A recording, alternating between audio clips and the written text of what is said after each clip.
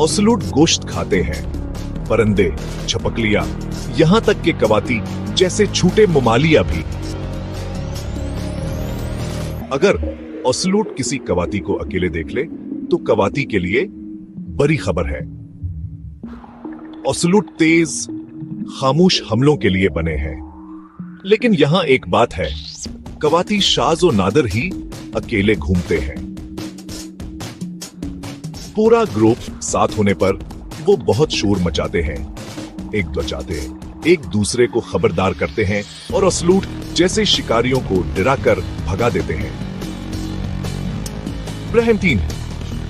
तो फातेह कौन है? सच कहूं तो ये हालात पर मुनहसर है।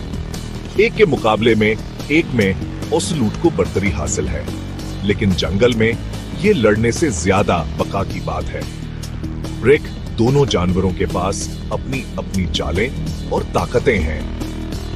यही तो जंगल की खूबसूरती है। हर किसी का एक किरदार है और हर दिन एक नई मुहिम जोई है। आपका पसंदीदा कौन सा है? मुझे कमेंट्स में बताएं।